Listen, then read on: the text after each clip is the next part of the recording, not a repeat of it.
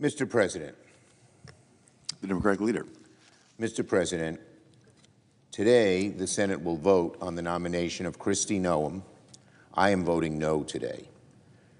There are obvious and bipartisan solutions to fix the mess at our border and to greatly improve our immigration system. Those solutions include the bipartisan border security bill we introduced last year with Senators Langford, Murphy, and Sinema, and even better, a comprehensive reform package along the lines of the bipartisan compromise of the Gang of Eight from 2013.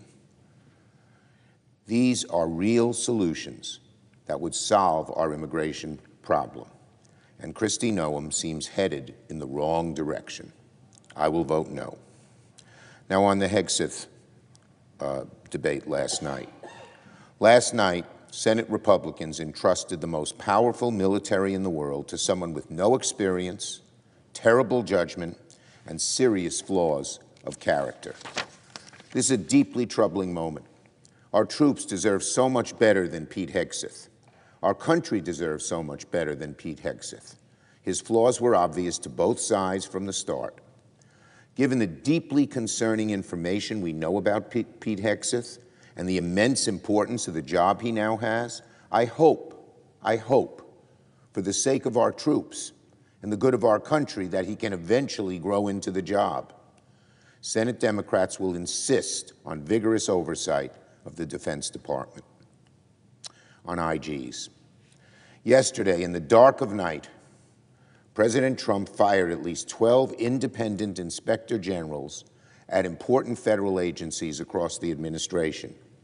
This is a chilling purge, and it's a preview of the lawless approach Donald Trump and his administration are taking far too often as he's becoming president.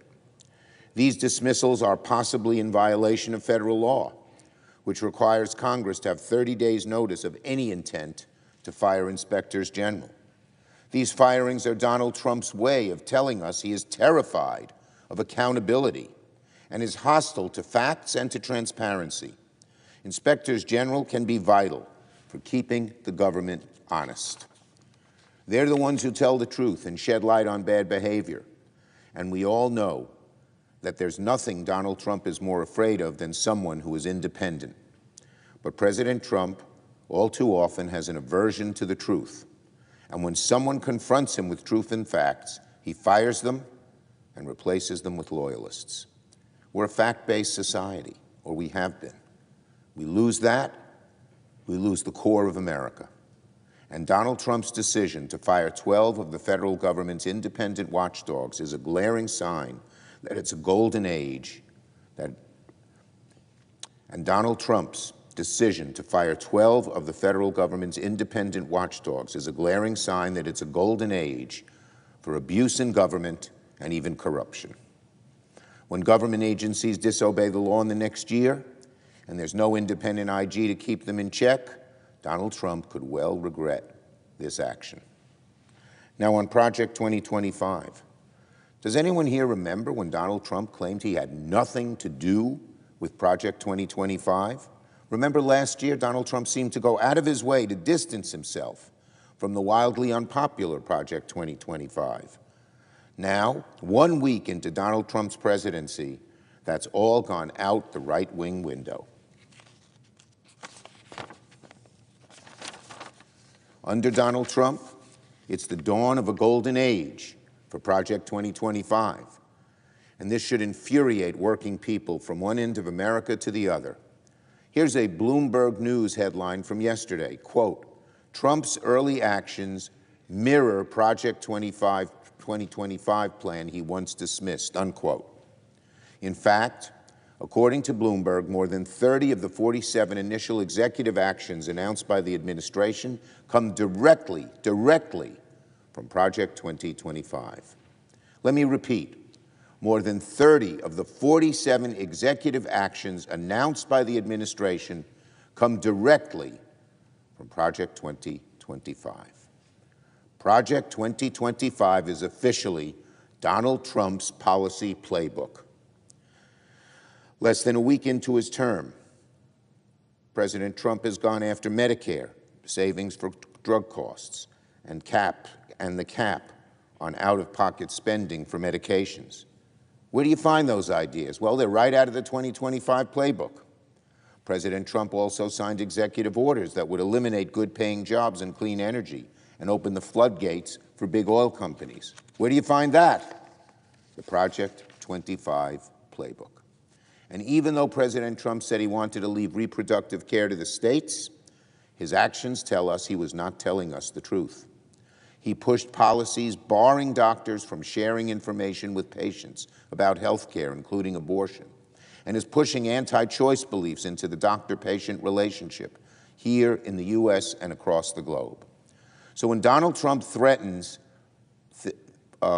things that to roll back cost savings for prescription drugs or threatens jobs, he's making life easier for the big corporations and more expensive for average people. And where do these ideas come from? These and many, many more come from the 900 or so pages of Project 2025. So no matter how much Donald Trump tries to convince people he had nothing to do with Project 2025, the truth has now come out. Project 2025 is the Trump agenda. And unfortunately, it seems very likely we're going to see more of these awful proposals in the weeks to come. From Project 2025 right into the Trump administration. On FEMA.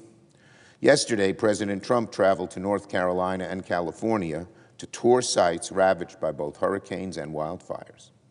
While speaking to reporters, the president mentioned the role of FEMA, saying he plans to issue an executive order that could possibly eliminate FEMA altogether. In his words, quote, "I think we're going to recommend that FEMA go away."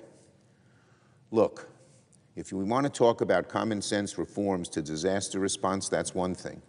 But getting rid of FEMA entirely because of the conservative hunger to shrink government at all costs is dangerous, very dangerous. That could leave families, business owners, and local communities fending for themselves. President Trump's proposal to get rid of FEMA has Project 2025 written all over it.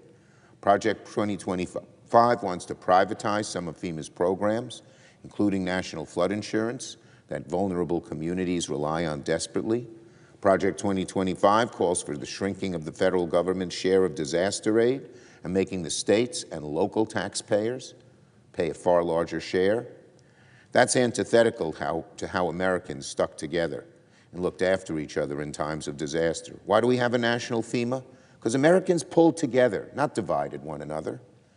And when an area had trouble, whether it's floods in North Carolina or hurricanes in Florida, or fires in California, or the devastating effects of Sandy in New York, the whole nation pulls together and says, we're going to help those devastated areas.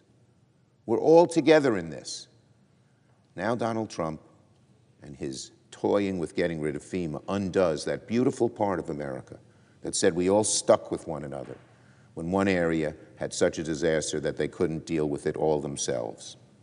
History is clear that when it comes to disaster response, there are some things only the federal government's equipped to do. And President Trump would be mistaken to ignore that. When states get overwhelmed, when their highways are buckling, when they don't have trucks and ambulances because of flooding or fires or whatever, earthquakes, to get to the people in need, FEMA comes right in. It's happened in my state, it's happened in your state, it's happened in everybody's state. Get rid of FEMA because a group of hard right people want to see that the wealthy in America pay less taxes, a la Project 2025? Un-American to me, and against a grand tradition that we've had for over a century. Eliminating FEMA, the tradition of each area of the country helping one another.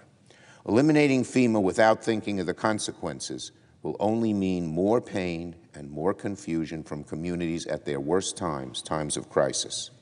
The president should back away from this threat. I yield the floor and note the absence of quorum.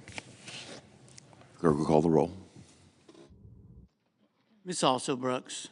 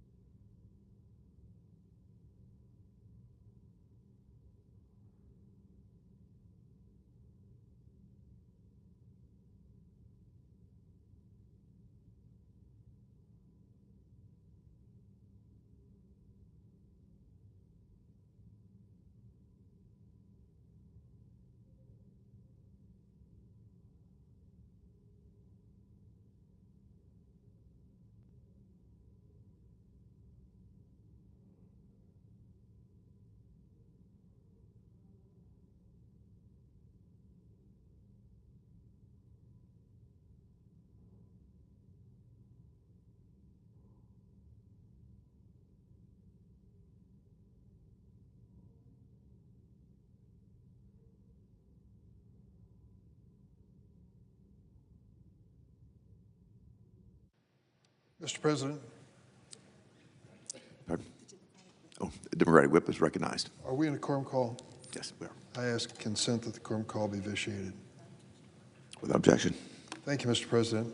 Mr. President, pending before the United States Senate on this Saturday morning is the nomination of Governor Kristi Noem of South Dakota to be the Secretary of Homeland Security in the cabinet of President Trump. I have never met Governor Noem. I'd hoped that we would have a chance to get together, but that didn't work out. I made a request for a courtesy meeting, but we couldn't schedule it, so my vote is not contingent on a person showing up in my office, but I wish we'd had a chance to meet and talk about the awesome responsibility she is seeking with this department. Department of Homeland Security is virtually the creation of 9/11. That's when the term homeland started being used at our highest levels of our government in an effort to keep America safe from 9/11 or anything like it happening in the future. Over the years, it has accepted major responsibility when it comes to the issue of immigration, particularly when it comes to making certain that our border processes are orderly and reach our national goals, serve our national goals and values. It is interesting to reflect on where we are on the issue of immigration. Starting point is we are a nation of immigrants, period, end of quote. I'm the son of an immigrant mother who came to the United States at the age of 2. I have been fortunate enough to be entrusted by my state to represent them here in first the House and now the Senate. I'm honored for that with that responsibility. If you visit my office here in the Capitol, you will see behind my desk my mother's naturalization certificate. Very proud of it. Before she passed away, I asked her if she still had it, and though she was in kind of a compromised health position, she jumped out of her chair, was gone 2 or 3 minutes at most, and came in with a battered old brown envelope. And I opened it, and there was her naturalization certificate, which I display behind my desk. I might also say, parenthetically, that a little slip of paper came out of that same envelope. I picked it up, and it was a tiny little piece of paper that said the filing fee of $2.50 had been paid. It was stamped official. And I said to Mom, "Why did you keep this?" She said, "If the government ever challenged me, I could prove that I paid my filing fee of $2.50. That was my mom, an immigrant lady who worked harder her whole life, 8th grade education, raised 3 boys, and I think we have tried our best to confirm her confidence in us and do our best to serve this country in various ways. So immigration is personal to me. I'm proud of my immigrant roots. On my father's side, the opposite is true. The family dates back to before the Revolutionary War, but that is not unusual in America. We are a gathering of families with many different backgrounds, but immigration is a central part of who we are as Americans. And the question, of course, before us is, what are we going to do about problems in immigration that face us? I can tell you that the problems predated Joe Biden, predated my arrival in Congress, and go back many other years. If you look at the history of immigration in this country, it is a mixed review. There are times when we embraced immigrants to build transnational railroad lines and the like, and there are times when we shunned them and said they were not welcome in this country. It moves back and forth. We are now at a period, everyone knows, where immigration at our borders is a central issue, raised in the last presidential campaign and certainly on the minds of many voters. I was fortunate enough a few years ago, 2013, to join what was known as the Gang of 8, 4 Democrats, 4 Republican senators who sat down and said, let's write a comprehensive immigration reform bill. And we did. In that group was Senator John McCain of Arizona, Lindsey Graham, Senator Flake, and Senator Rubio, our new Secretary of State. On the Democratic side, myself, Senator Schumer, Senator Menendez, and Senator from various states that joined. Senator Feinstein was one of them who worked toward reaching a goal. We brought a bill to the floor, a comprehensive bill, I think a good one. It passed with over 60 votes. Unfortunately, after it was sent to the House Representative, it died without it even being debated. We missed an opportunity there. And it tried to address some fundamentals which I believe should be part of any immigration system in America. I can tell you what my fundamental values are. I've certainly identified myself as embracing immigration, but when it comes to the process of immigration, there are certain things that I think are absolutely essential. I think most senators of both political parties would agree, though some would have variations on this theme.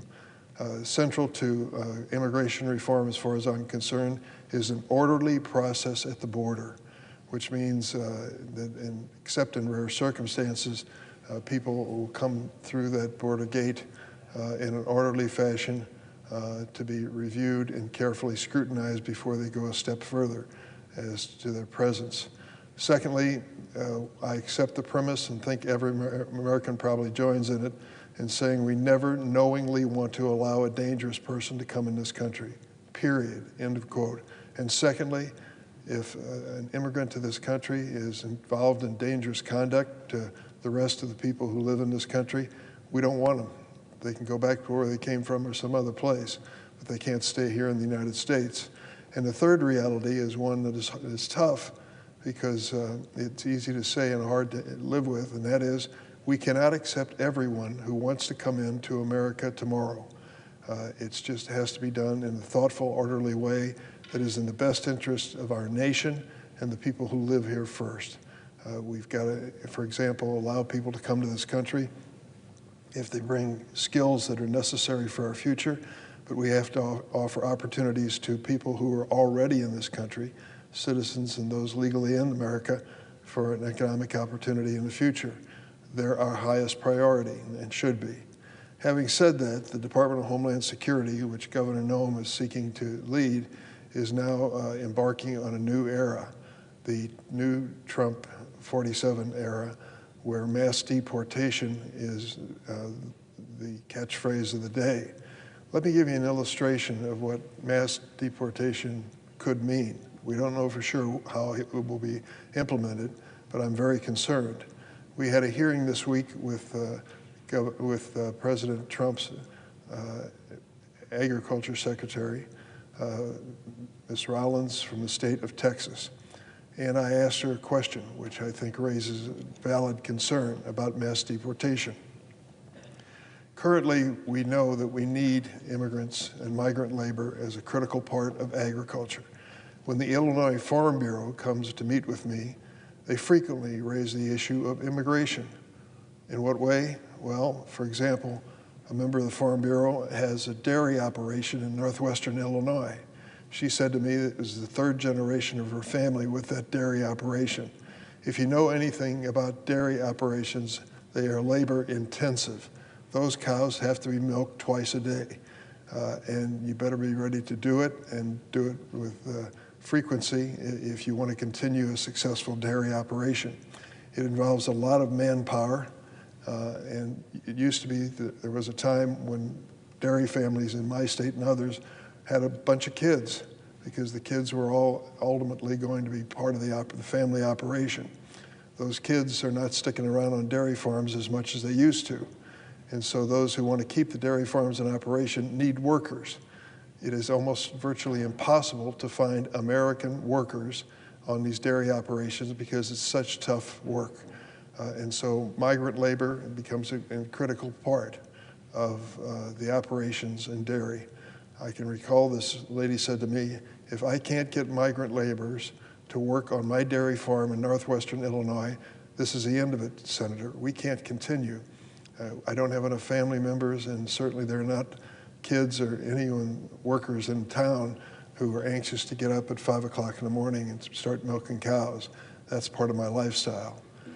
Similarly, a lady from the Illinois Farm Bureau said, well, now that we're on the subject, I have an orchard in southern Illinois.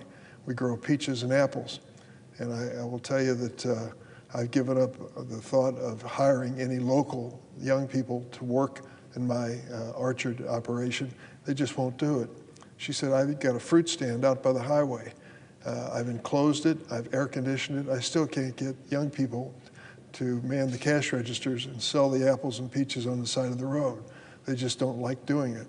And so I rely every year on migrant labor to come and pick the crop and even to work in the fruit stand out by the highway. That's a reality. And she says, I'm done if I can't get migrant workers. So let's put that in the context of mass deportation. We estimate that 40% of ag workers today are undocumented. That means that literally they're working in most cases, many cases I should say, without legal authority. They come with regularity from Mexico usually, or other countries nearby, to work in the fields and go back home at a certain point. They are illegal while they are here, but they're doing valuable work. They're paid for it. It's backbreaking work, things that people just ordinarily don't want to do. Now let's put that in the context of mass deportation. If the Trump administration decides to use the Department of Homeland Security, which Governor Noem is seeking to head, to enforce mass deportation, what's going to happen in that orchard? What's going to happen on that dairy farm? What's going to happen in so many agricultural pursuits where migrant labor, undocumented labor, is critical to the operation? Well, I can tell you in many instances they will be removing the very workers that pick the crop. And so what does that mean to Mr. and Mrs. America? Wait till you go to the grocery store in the produce section and look at the selection you have today and mark it in your mind because it may not be there tomorrow. If the people who pick the crop, who grow the crop, who man and provide resources for the dairy operations are gone, many of these farm operations will be gone with them. So I asked Ms. Rollins, who's seeking to be Secretary of Agriculture, are you going to warn the people in agriculture states like Illinois and Texas that mass deportation is a threat to their workforce? And she said, of course, that she wouldn't answer that directly. I wasn't surprised by that. But it's an indication of the complication of mass deportation. Take what I've just said and apply it to so many other industries. The hospitality industry, good indication. How many people are cleaning those hotel rooms that you stayed in last night who are undocumented? A lot. And in another area that I think is really critical is when it comes to caregivers. When you leave your child or grandchild at the daycare center in the morning and head off to work or whatever your assignment may be for the day, you entrust the most precious part of your life, that little child or grandchild, in many instances to an undocumented worker. They don't get paid as much as most, and they have an awesome responsibility, and I think every grandparent and parent would agree. You want to make sure that they're good and talented and qualified and show up to work. The same is true when it comes to caregivers for those senior citizens. Your mother, your grandmother went down to breakfast this morning at the care facility and luckily had by her side one of the workers and caregivers who escorted her carefully back to her room. We all know that at a certain age, a fall can be literally deadly and cost a person's life. So you count on that worker.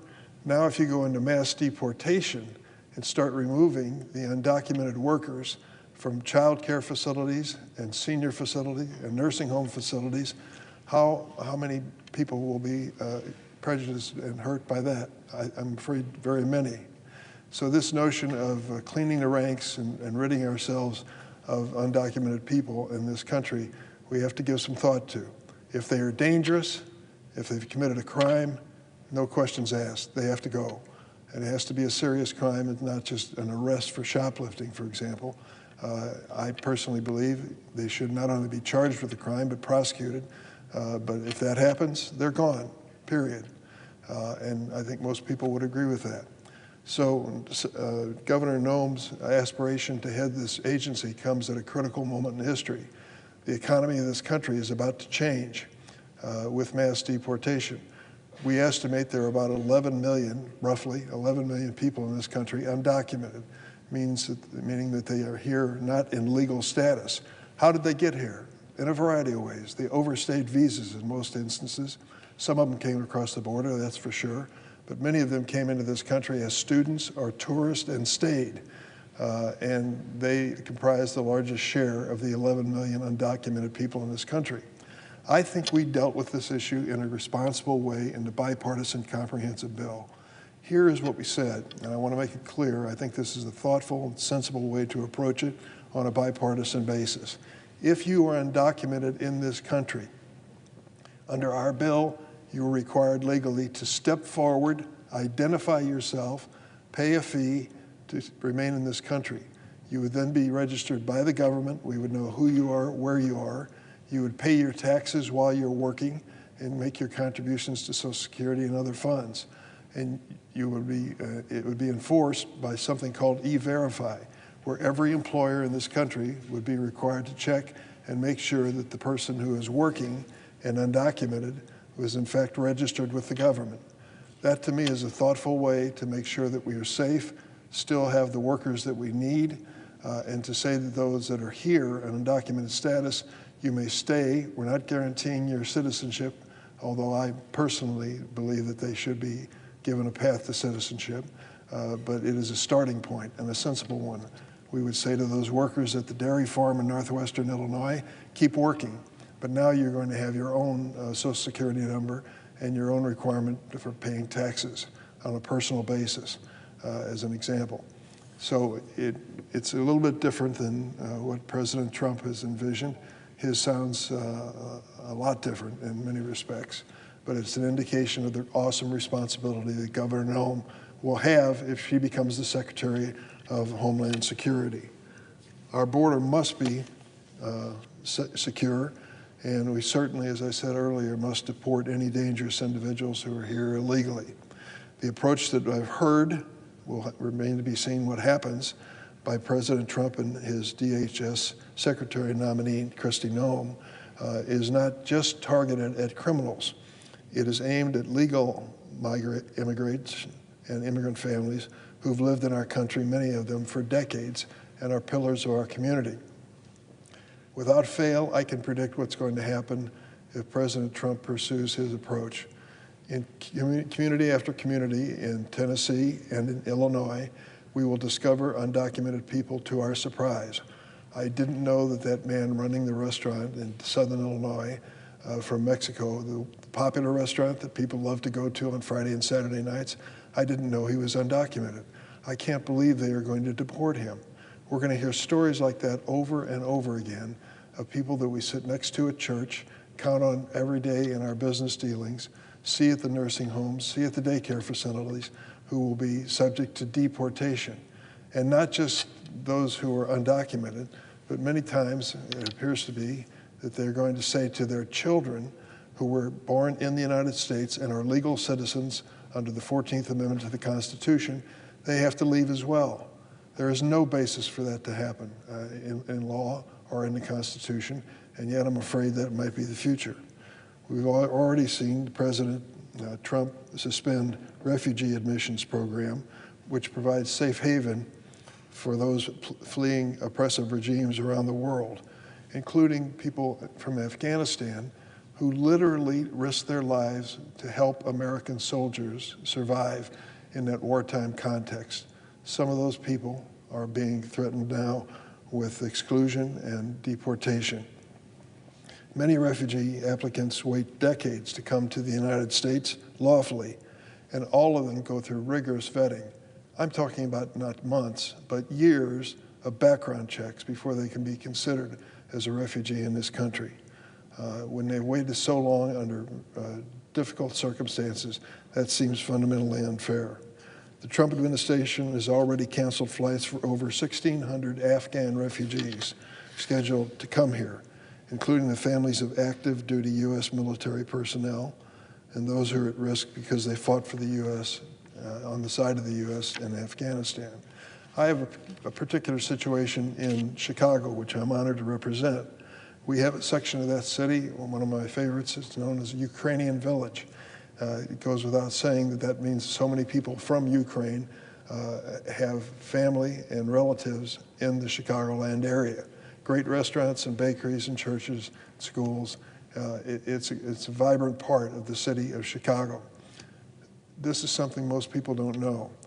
When the governor of Texas decided to send thousands of undocumented people to the city of Chicago, It caused a lot of upheaval and change overnight, and many of those people had to be helped by units of government, the state of Illinois, the city of Chicago, and others.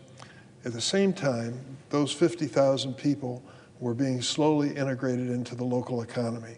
And most of them now don't live in any government-sponsored facility, but they have their own lives, and they're working at this point.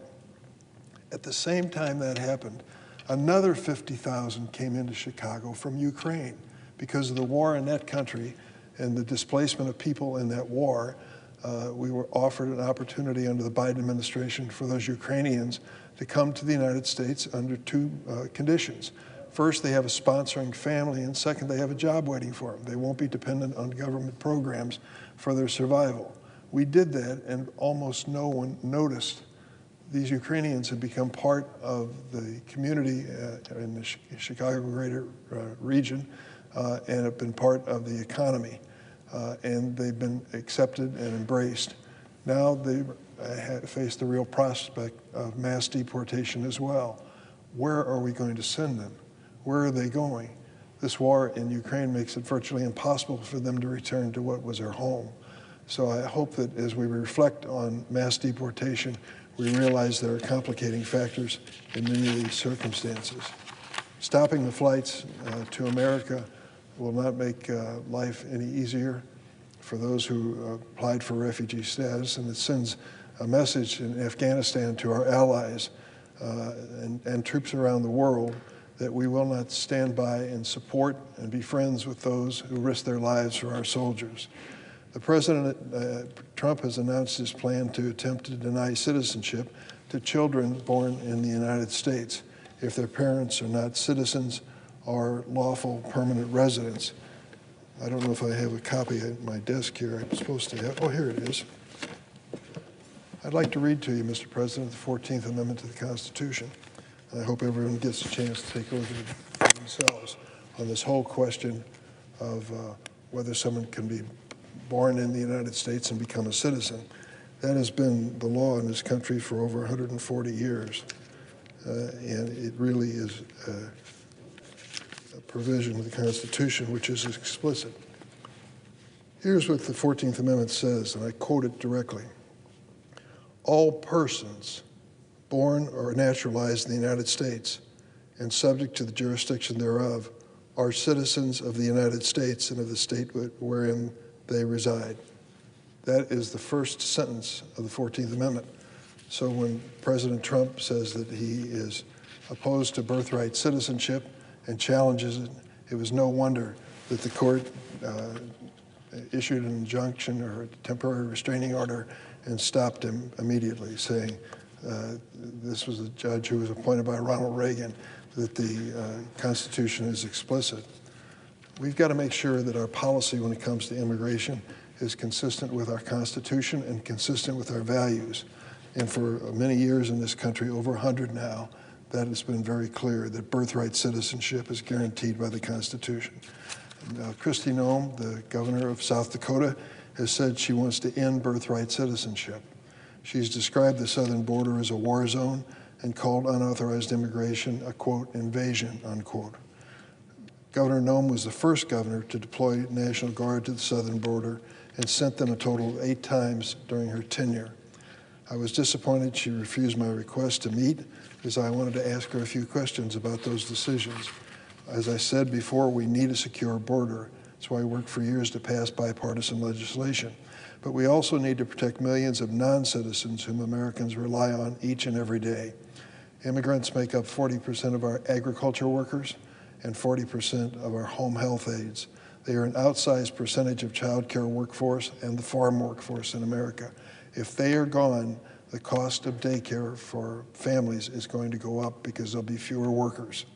Immigrants have been a key part of the American success story. Our nation, I believe, needs them more than ever in a thoughtful way.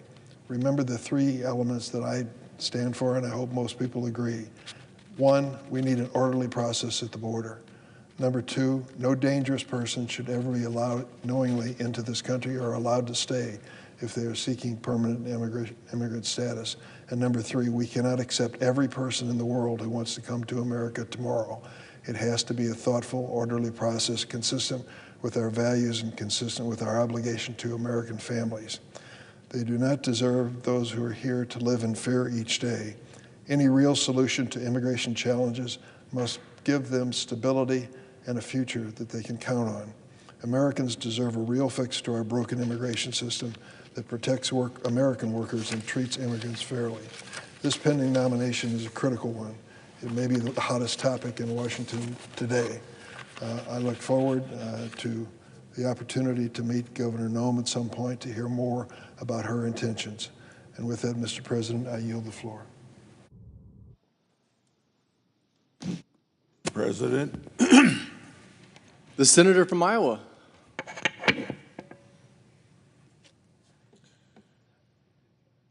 Everybody knows that except for Native Americans, this great nation of ours is a nation of immigrants.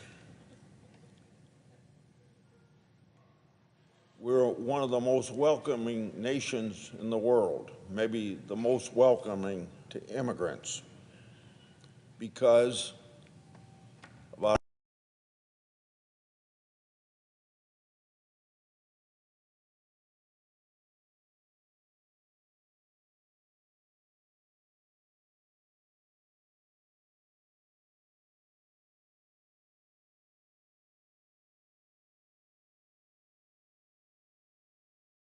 law of about 6 or 7 years from Ethiopia. I've learned much from them, and I think America is great because of the people that come here. But we're also a nation based on the rule of law, and we have not seen that immigration law enforced over the last 4 years. So I'm going to be voting for Governor Noem because she's committed to enforcing our immigration laws. I think Secretary Mayorkas felt in his heart that we ought to give the American land of opportunity the opportunity anybody who wanted to come here. He said he was enforcing the laws, but we know that he wasn't enforcing the laws, because you saw every night on TV people crossing the Rio Grande, coming to this country and violating our laws as they entered. We all know that if you're going to be a sovereign nation, you got to control your borders. We can't have millions of people coming here in violation of our laws, people that are on the terrorist watch list, people with criminal records, everybody just willy-nilly coming here. We are that land of opportunity, but also a land of the rule of law. We're seeing deportations going on now with priority on people that are criminals or on the terrorist watch list. We're hearing some economists and some business people saying our economy is in jeopardy if we deport these people, but no employer is going to hire somebody on the terrorist watch list if they know that they are. No employer is going to hire somebody with a criminal record if they know about that criminal record. So let's talk about the impact of deportation on the economy after people with criminal records, after people that are on the terrorist watch list, and the 1 2/10 or 1 3/10 million people that have been adjudicated that they did not meet the test of our law that they could legally be in this country. And to have those 3 categories of people deported then maybe let's talk about the impact on the economy after that. But I think that's quite a few months down the road. One other reason that I'm voting for Governor Noem, and this is a repeat of what I said last night on the floor of the United States Senate in regard to Pete Sefter being chairman or being Secretary of Defense. When these people that are nominees come to my office, I point out to them a couple things. Number one, I always say you're going to be asked if you'll answer our letters. And everybody for decades have been saying yes to that.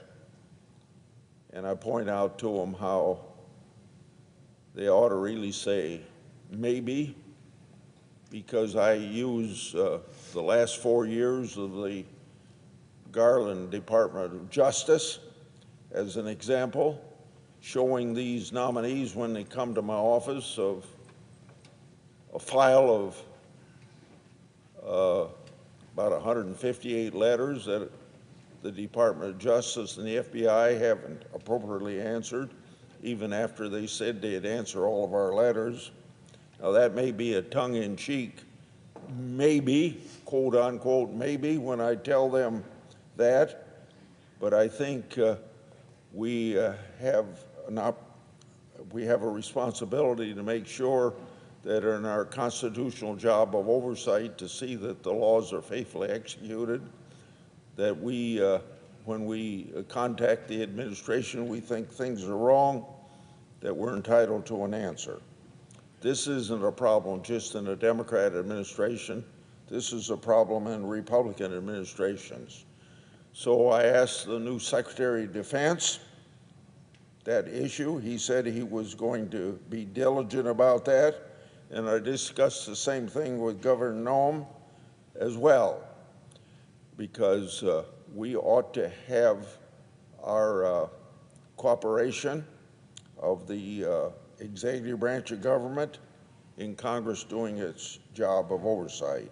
I'm satisfied that Governor Noem will, to the best of her ability, help us with our oversight responsibilities and even help us get answers to those left over from the Biden administration. I think Governor Noem is very well qualified to be Secretary of Homeland Security. I wish her well in the enforcement of law and re-emphasize that border security is very important, not only for the sovereignty of this great nation of ours, because you can't be a sovereign nation if you don't control the borders, and secondly, for our national security, because you can't have people on the terrorist watch list coming to this country and invading us, and also for law enforcement, because you can't have people with criminal record coming to this country. It's a big job that's left over from the last 4 years of a Secretary of Homeland Security that wasn't enforcing the law. I think Governor Noem is up to the test, and we wish her well as she proceeds down this road of making sure that the sovereignty of the United States is protected and our national security is protected, and we have a safe nation based upon law enforcement being able to do its job. I yield the floor.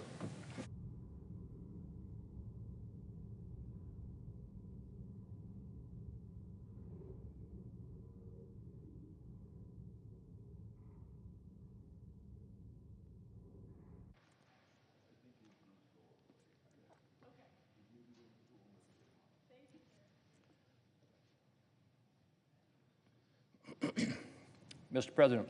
Senator from Idaho. Thank you, Mr. President. Mr. President, in about an hour or so, we are going to vote on the nomination, or at least on cloture on the nomination for Scott Bessent to be the Treasury Secretary of the United States. And I rise today to urge my colleagues to vote in favor of this motion. A Treasury Secretary heads the agency charged with supporting economic growth, representing U.S. interests before foreign nations and global financial markets and organizations, managing the federal treasury, and overseeing financial institutions, to name just a few of those important responsibilities. Past successful Treasury secretaries have understood business and financial markets, as well as foreign policy, national security, budgets, and regulation. Mr. Bessent's impressive background positions him for similar success. He has worked for the last 3 decades as one of the sharpest minds in the global financial industry. He has decades of academic, professional, and leadership experience relevant to these positions. When it comes to Mr. Bessent's qualifications, there is no room for debate. His background and training are tailor-made for this role, and he has the demeanor and character to be an effective secretary. His powerful presentation at his hearing about his desire to serve in government in order to make a meaningful difference was impressive to all. It includes restoring prosperity and opportunity that our nation experienced during President Trump's first term in office. As Mr. Bessent stated, accomplishing key tasks like extending vital tax cuts for all Americans is literally a pass-fail exercise. And I look forward to working closely with him to ensure that we succeed. I strongly agree with a sentiment that my colleague Senator Graham shared at the nomination hearing, that if qualifications, and I might add character, are one's test, voting to confirm Mr. Bessent is one of the easiest we could ever take. In prior Congresses, I've joined with many of my Republican colleagues in voting for well-qualified Treasury Secretary candidates put forward by a Democrat president, even though I didn't agree with all of the positions they advocated. Mr. Bessent's candidacy ought to enjoy similar support, and I encourage my colleagues on both sides of the aisle to join with me in advancing his nomination. He is the right person for this job, and I commend President Trump in making such an excellent selection. Mr. President, I yield the floor.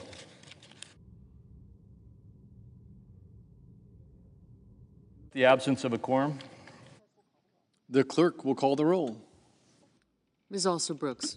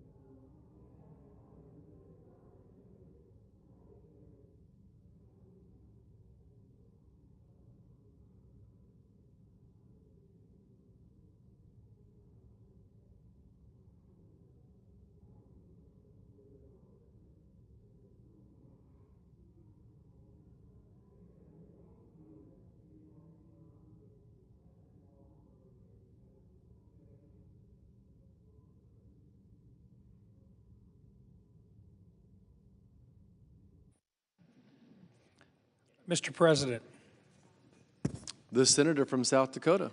I would move to vitiate the quorum call. Without objection.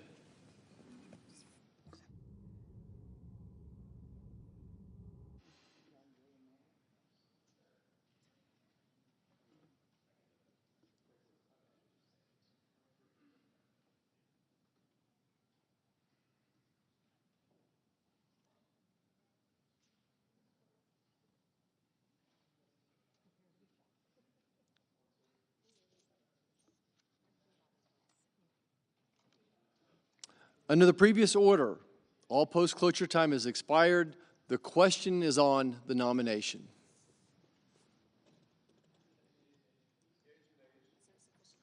Is there a sufficient second? There appears to be. The clerk will call the roll. Ms. Also Brooks, Ms. Baldwin, Mr. Banks, Mr. Barrasso,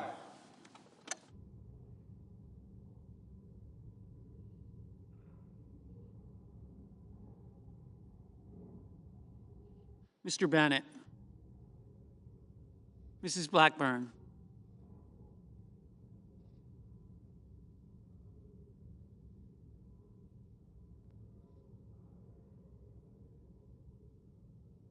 Mr. Blumenthal, Ms. Blunt Rochester, Mr. Booker,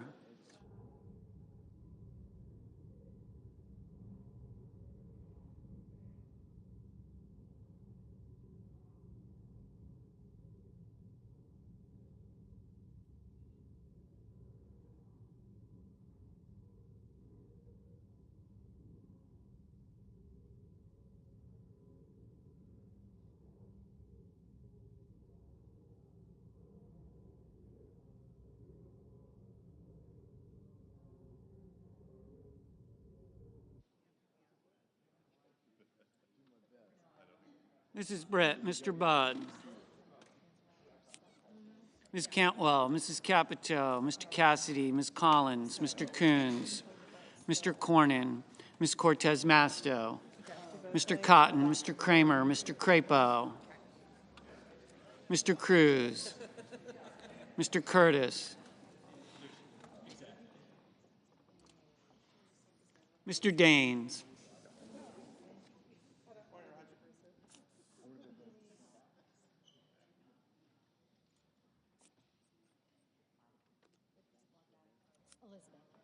Ms. Duckworth,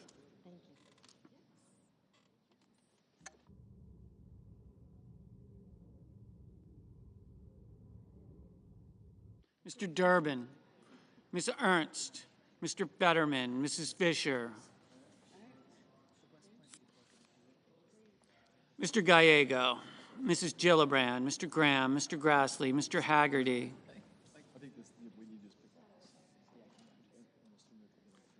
Ms. Hassan, Mr. Hawley, Mr. Heinrich, Mr. Hickenlooper, Ms. Hirono, Mr. Hoven, Mr. Husted, Mrs. Hyde-Smith, Mr. Johnson, Mr. Justice, Mr. Kane, Mr. Kelly, Mr. Kennedy, Mr. Kim,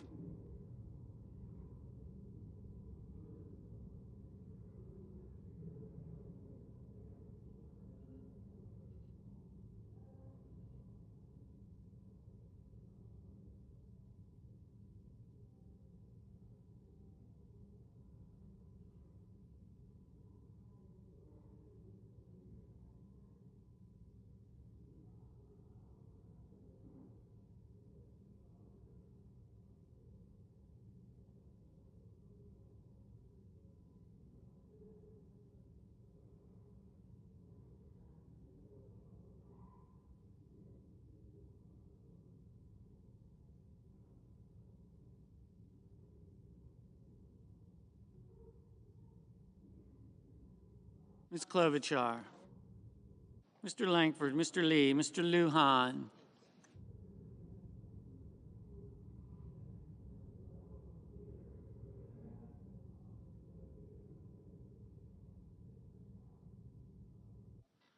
Mr. Markey, Mr. Marshall, Mr. McConnell, Mr. McCormick, Mr. Merkley, Mrs. Moody, Mr. Moran, Mr. Moreno, Mr. Mullen, Ms. Murkowski, Mr. Murphy, Mrs. Murray,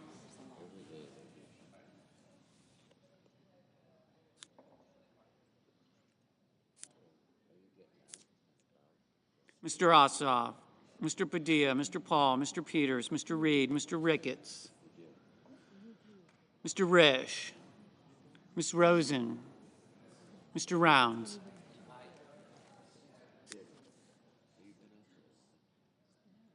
Mr. Sanders,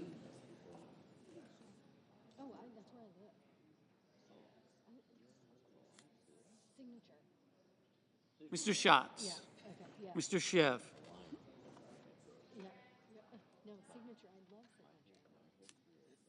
Mr. Schmidt,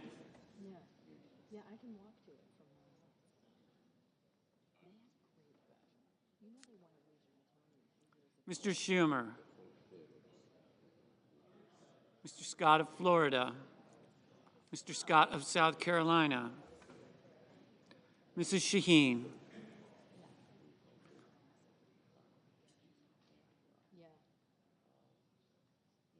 Mr. Sheehy, Ms. Slotkin, Ms. Smith, Mr. Sullivan, Mr. Thune,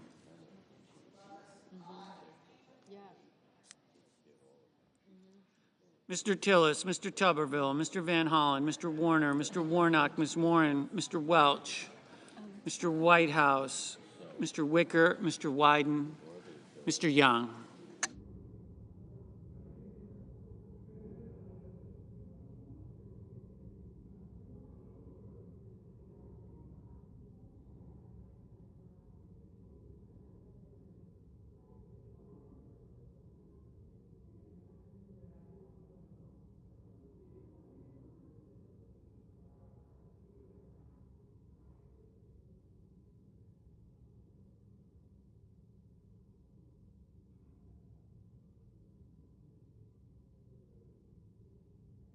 Senators voting in the affirmative: Barrasso, Budd, Cornyn, Crapo, Daines, Graham, Hassan, Hyde-Smith, Johnson, Kane, Kim, Lee, Lummis, Marshall, McConnell, McCormick, Moody, Moreno, Mullen, Paul, Peters, Rounds, Scott of Florida, Tillis.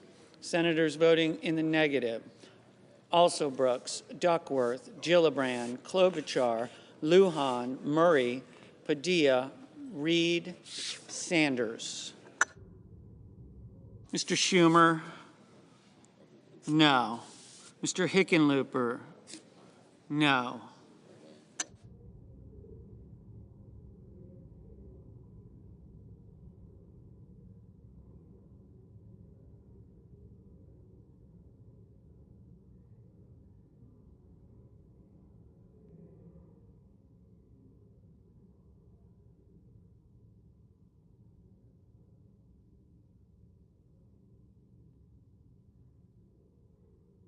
Mr.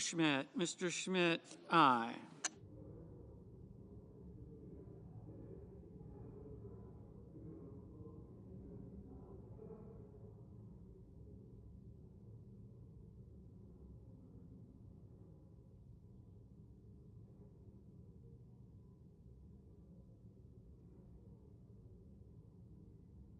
Ms.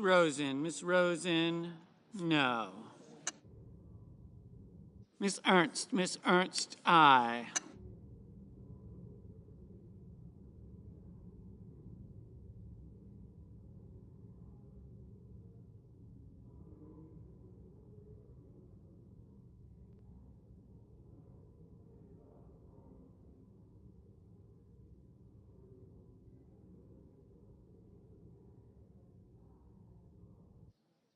Mrs. Fisher, aye.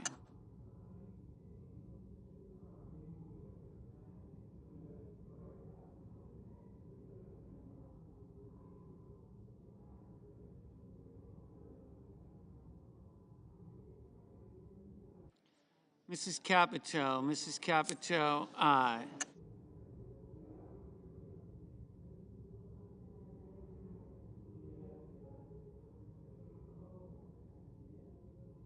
Mrs. Blackburn, aye.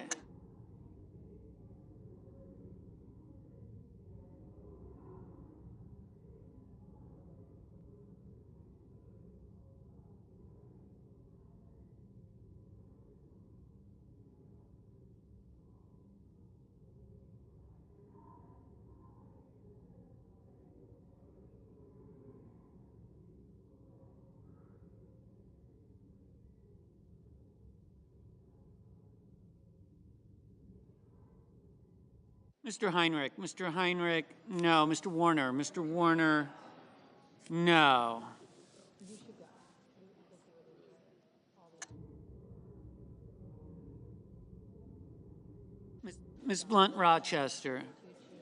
Ms. Blunt Rochester, no.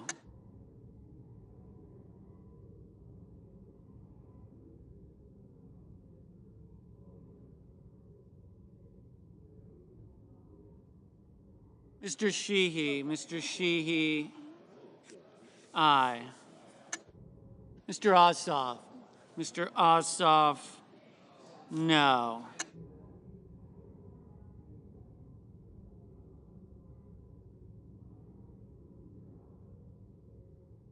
Mr. Bozeman, aye.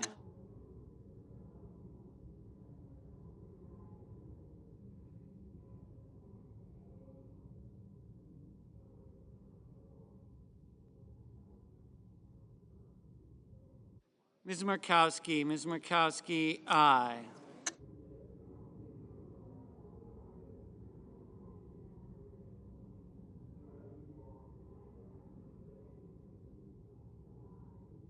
Ms. Collins, aye.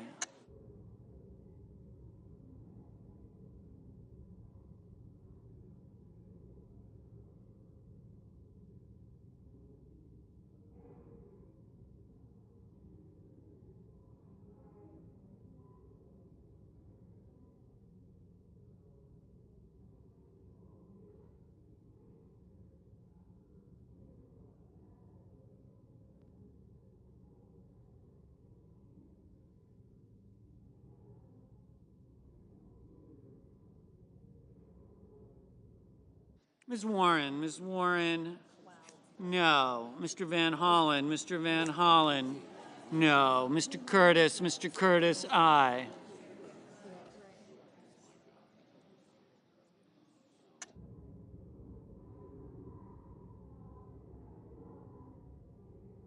Mr. Ricketts, aye.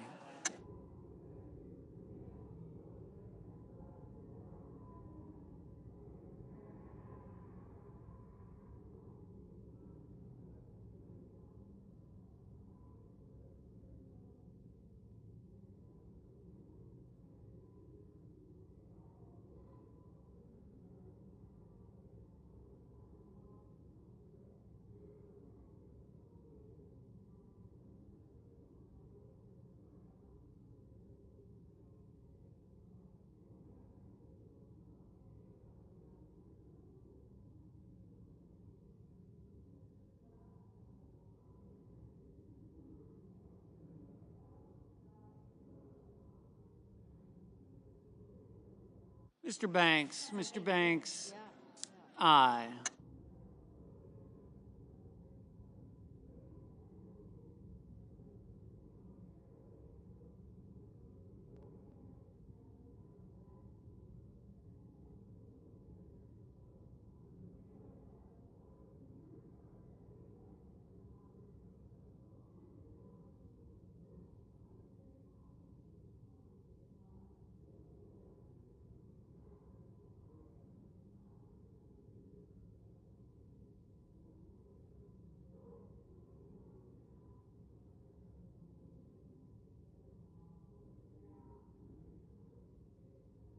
Mr. Cruz, aye.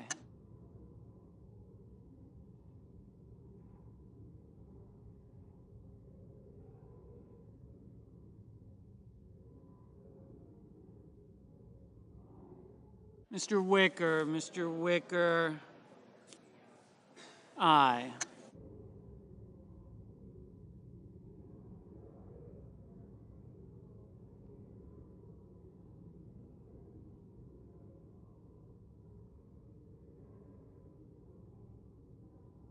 Mr. Thune, aye.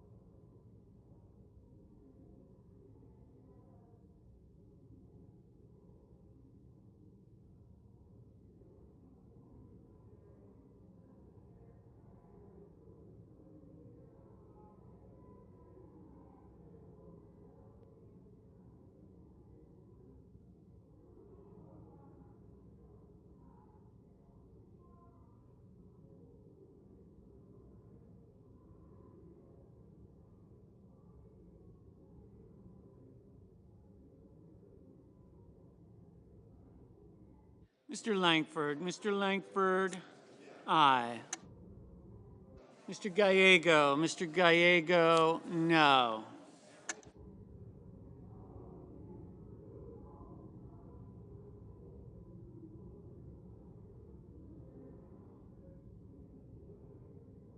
Mr. Betterman, aye.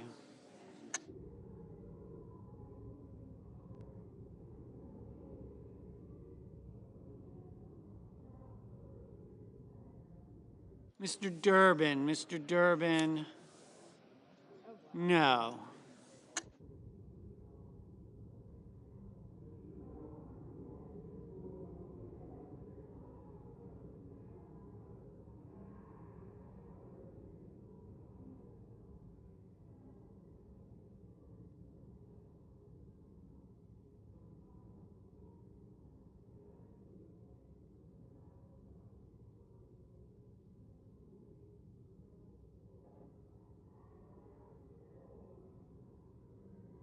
Ms. Cortez Masto, no. Ms. Baldwin, no. Mrs. Shaheen,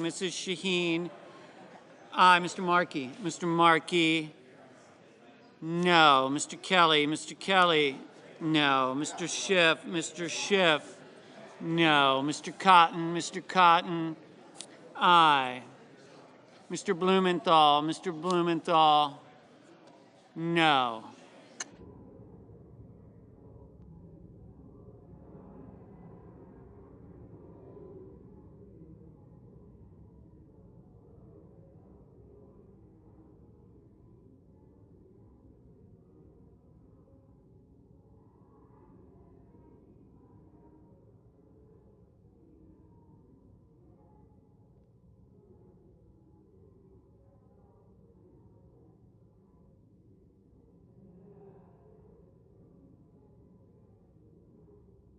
Mr. Murphy, no.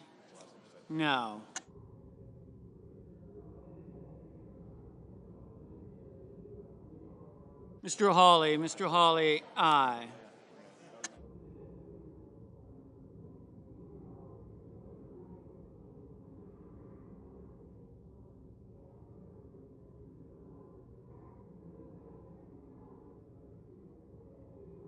Mrs. Britt,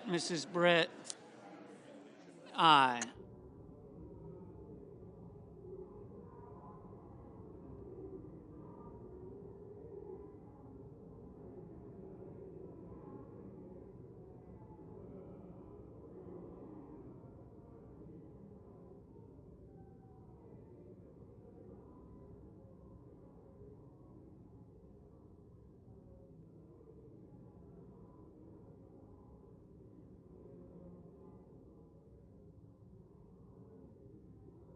Mr. Justice, aye.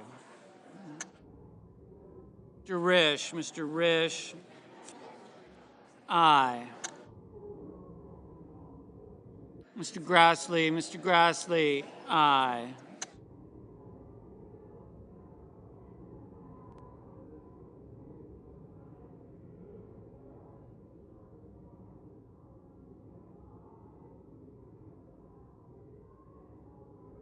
Mr. Whitehouse, no.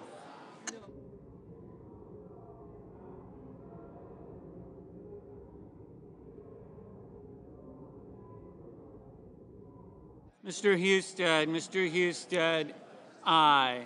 Mr. Welch, no. Mr. Tuberville, aye. Mr. Bennett, no.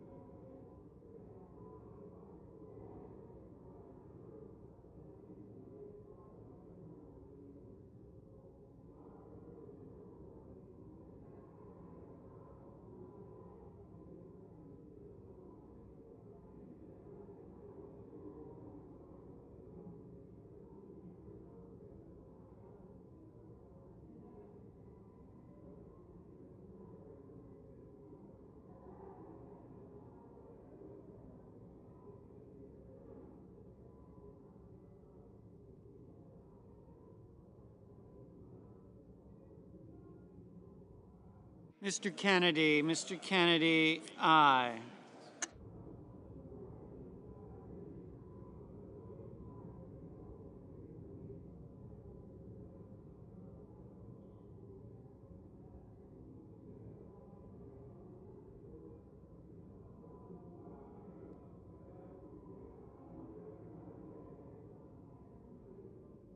Ms. Hirono, no.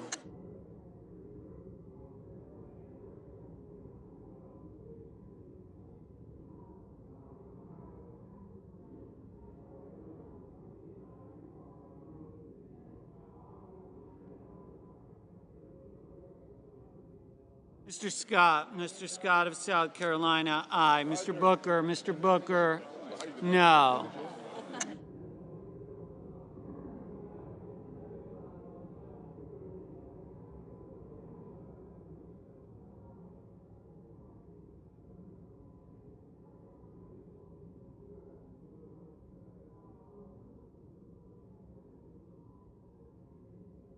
Mr. Sullivan, aye.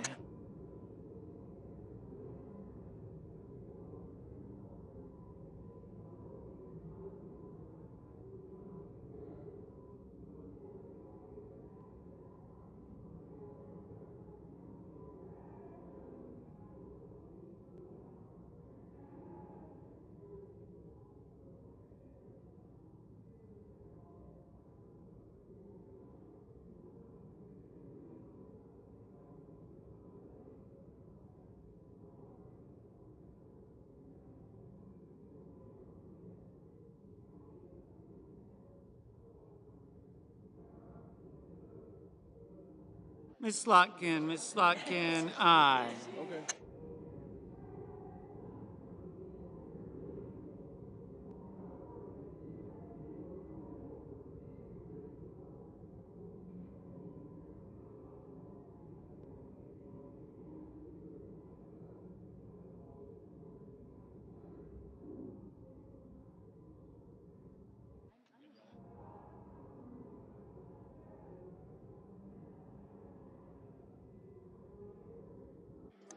Mr. Coons, no.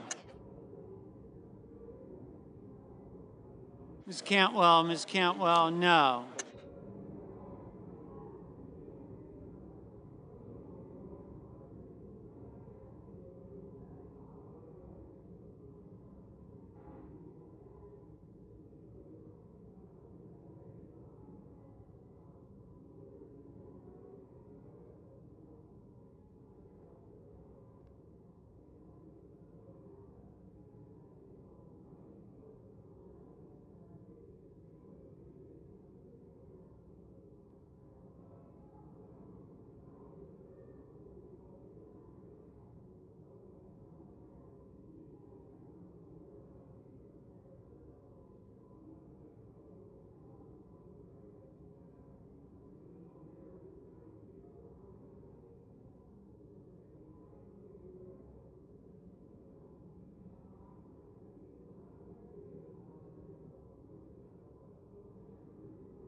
Mr. Kramer, aye.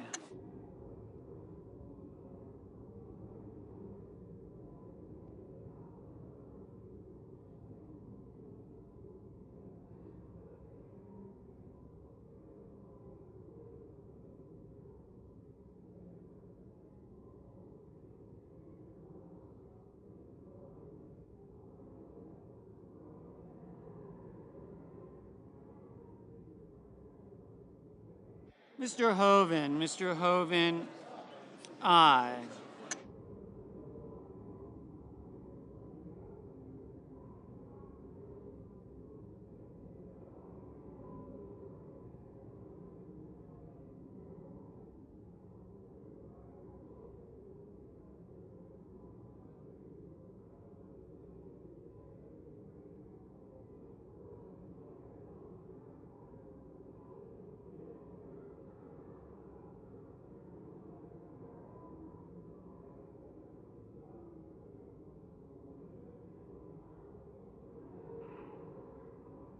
Mr. Haggerty, aye.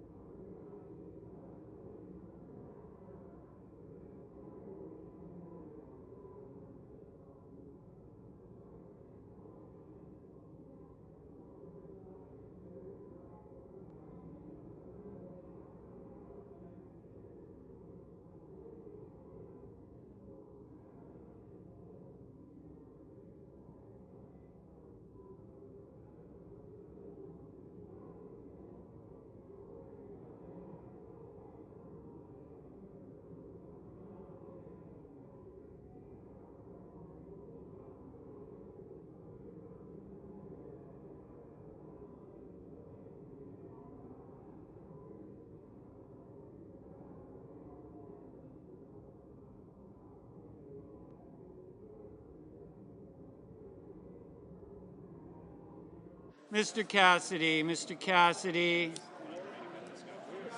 aye. Mr. Young, aye.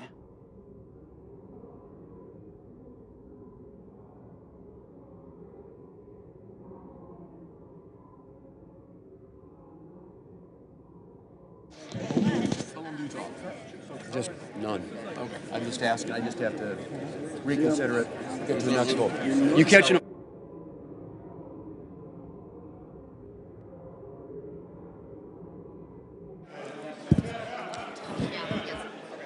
You just start.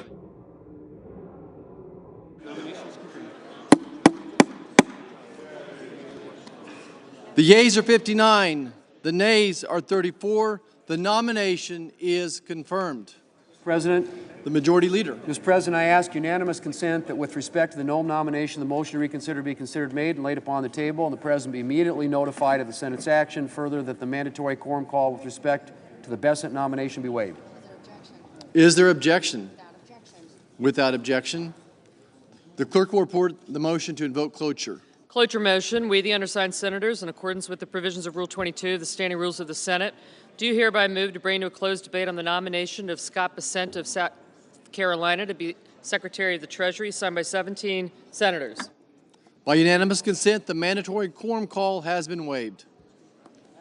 The question is it the sense of the Senate that debate on the nomination of Scott Bessent of South Carolina to be Secretary of the Treasury shall be brought to a close? The yeas and nays are mandatory under the rule. The clerk will call the roll. Ms. Alsobrooks. Ms. Baldwin. Okay, you guys can go. Did you get me? I did. Yes. Cotton, yes. I got you. Mr. Banks. Wow. Tillis Hawley. Tillis Hawley. Daines and Sheehy. Thank you. Daines and Sheehy? Okay, got them. Mr. Barrasso. Thank you.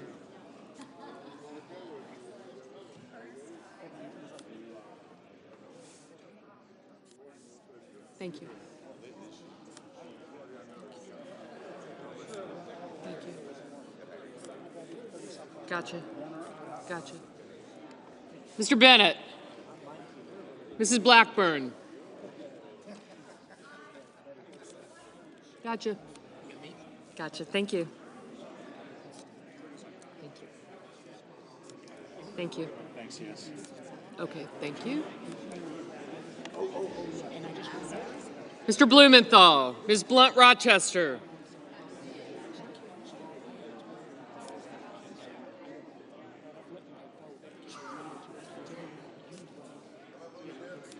No, not yet. Thank you. Mr. Booker. Mr. Bozeman. Mrs. Britt.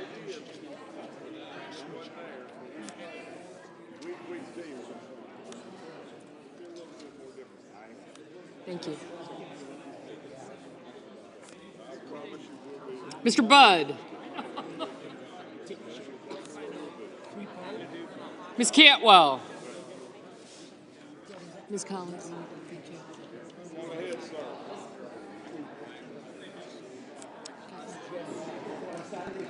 Mrs. Capito, Mr. Cassidy, Ms. Collins, Mr. Coons.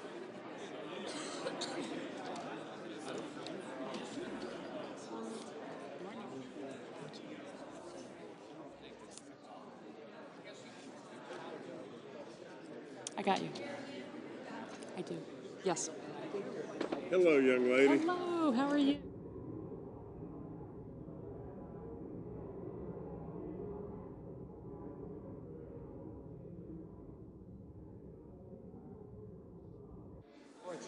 Mr. Cornyn.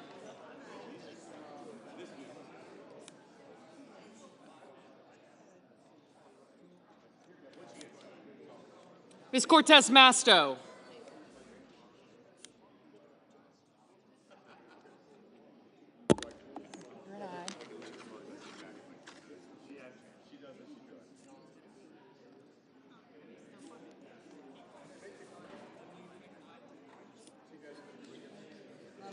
Thank you. Gotcha. Mr. Cotton, Mr. Kramer. Yes, I did. Thank you. Mr. Crapo, Mr. Cruz, Mr. Curtis, Mr. Daines, Ms. Duckworth. Mr. Durbin. Ms. Ernst, Mr. Fetterman.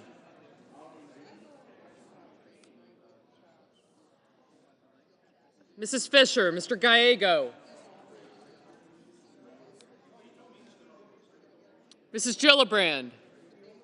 Mr. Graham, Mr. Grassley, Mr. Haggerty. Ms. Hassan. Mr. Hawley.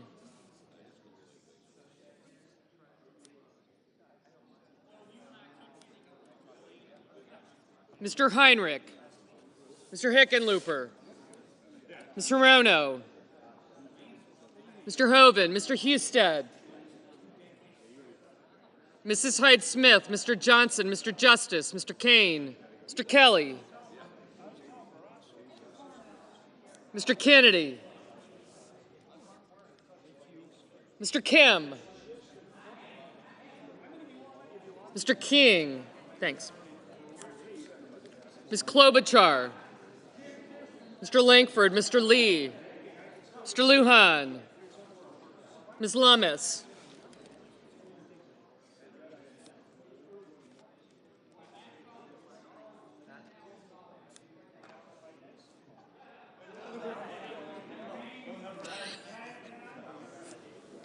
Mr. Markey, Mr. Marshall. All right, thank you.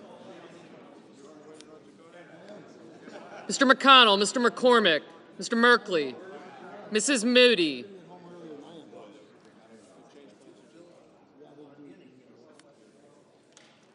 Mr. Moran, Mr. Moreno, Mr. Mullen, Ms. Murkowski.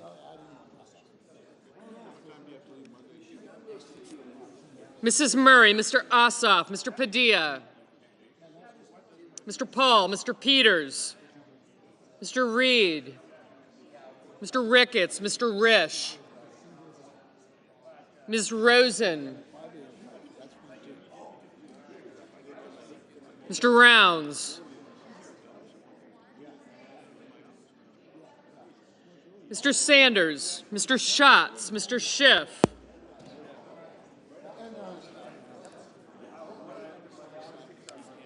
Mr. Schmidt, Mr. Schumer, Mr. Scott of Florida, Mr. Scott of South Carolina, Mrs. Shaheen, Mr. Sheehy, Ms. Slotkin, Ms. Smith, Mr. Sullivan, Mr. Thune, Mr. Tillis, Mr. Tuberville, Mr. Van Hollen, Mr. Warner, Mr. Warnock, Ms. Warren, Mr. Welch. Thank you. Mr. Whitehouse, Mr. Wicker, Mr. Wyden, Mr. Young,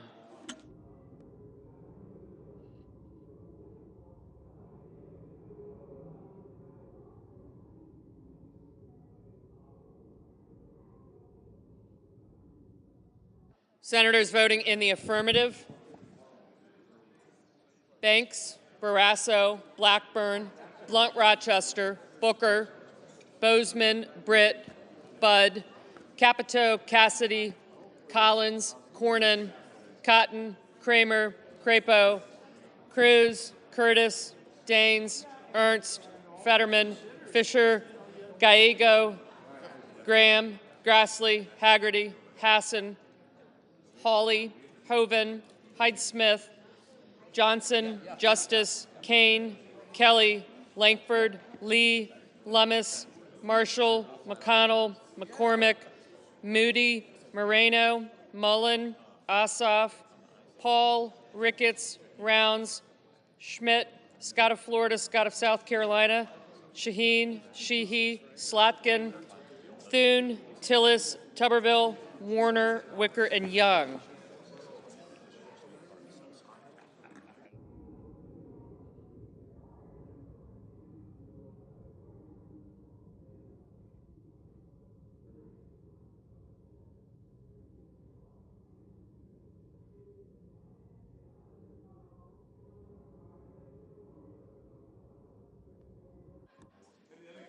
Mr. Kennedy, aye. Mr. Risch, aye.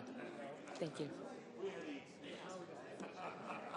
Senators voting in the negative: also Brooks, Baldwin, Bennett, Blumenthal, Heinrich, Hirono, Kim, Markey, Murray, Reed, Rosen, Sanders, Schiff, Schumer, Van Hollen, Warren, Welch, and Whitehouse. Mr. Schatz, no.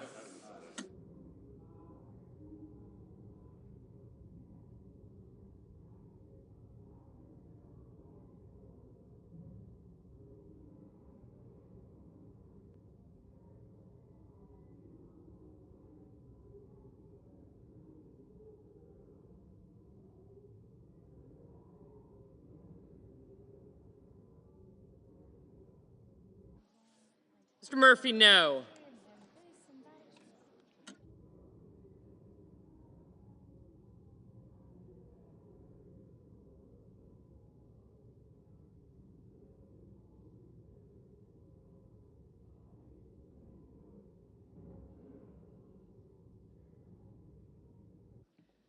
Mr. Husted, aye.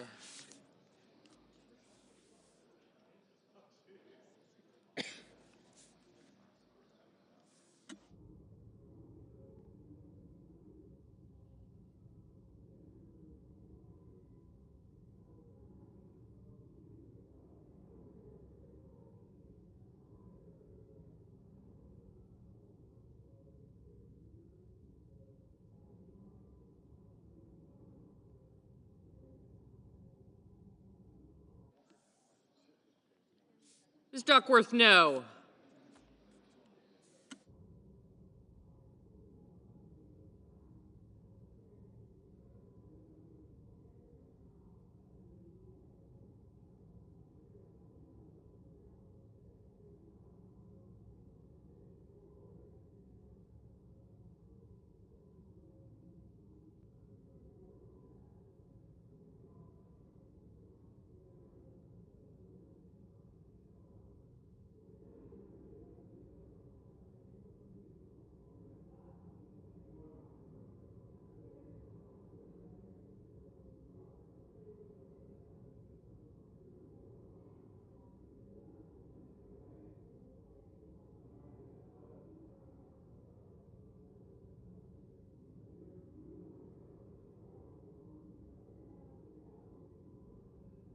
Mr. Lujan, no.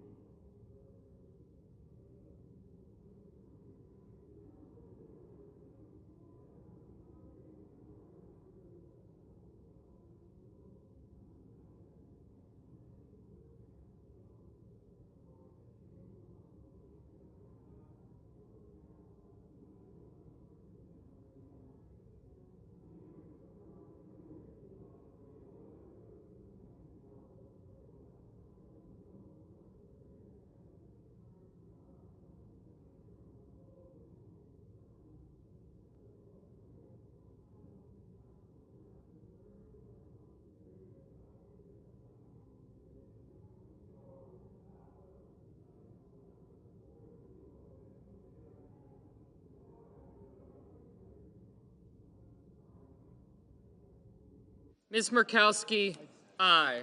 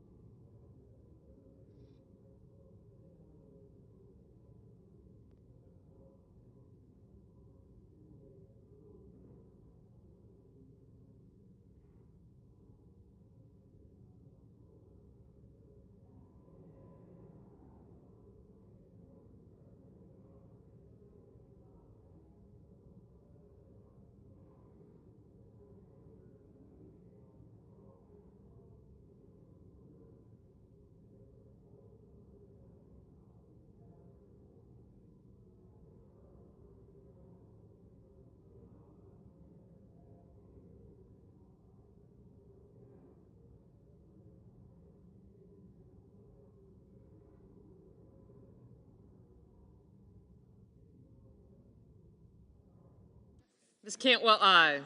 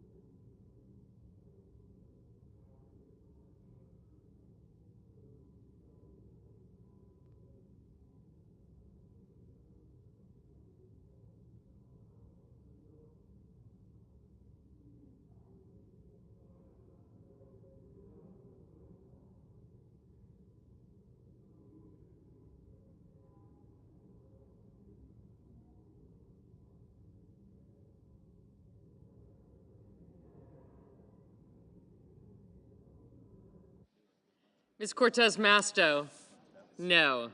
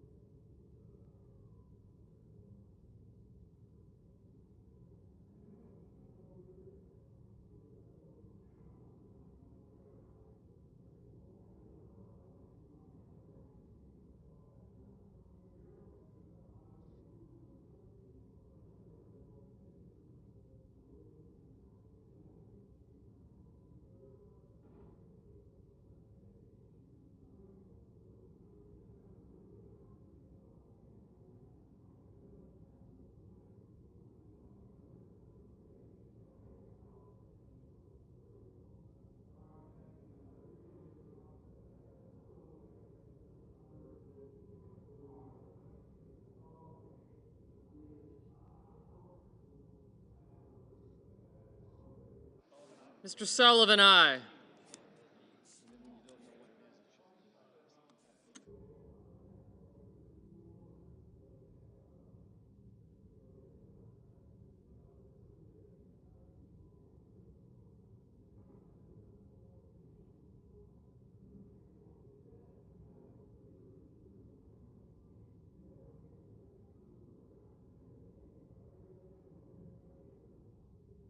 Mr. Hickenlooper, aye.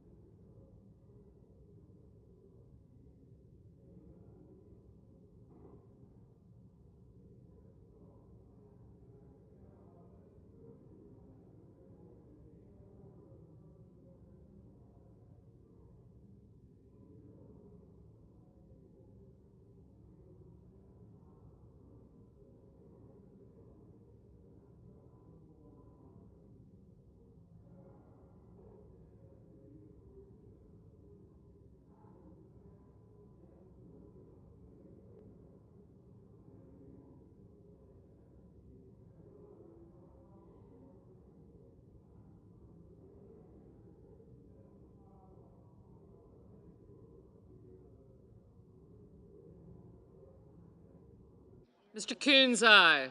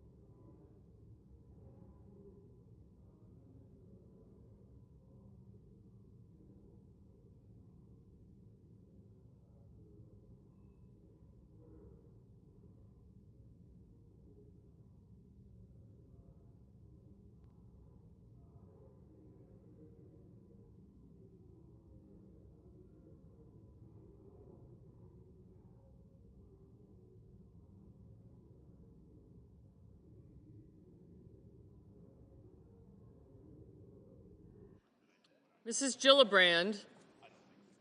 Aye.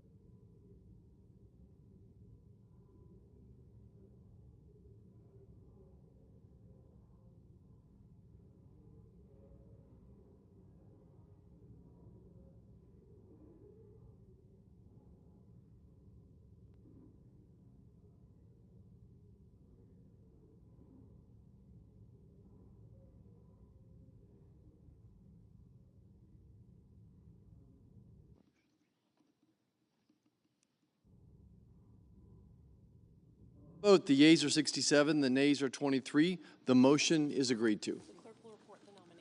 The clerk will report the nomination. Department of the Treasury, Scott Bessent of South Carolina to be Secretary. Oh, that's right. President, I ask unanimous consent that the Senate resume legislative session and be in a period of morning business with senators permitted to speak therein for up to 10 minutes each. Without objection. Mr. President, I ask unanimous consent that when the Senate completes its business today, it stand adjourned until 12 noon on Monday, January 27th, following the prayer and pledge. The journal proceedings be approved to date. The morning hour be deemed expired. Time for the two leaders be reserved for their use later in the day. Morning business be closed, and the Senate proceed to executive session and resume executive calendar number 5, Scott Bessent, post-cloture. Finally, that if any nominations are confirmed during Monday's session, the motions be to reconsider be considered made and laid upon the table, and the President be immediately notified of the Senate's action. Without objection. Mr. President, if there is no further business to come before the Senate, I ask that it stand adjourned under the previous order. The Senate stands adjourned until 12 noon on Monday.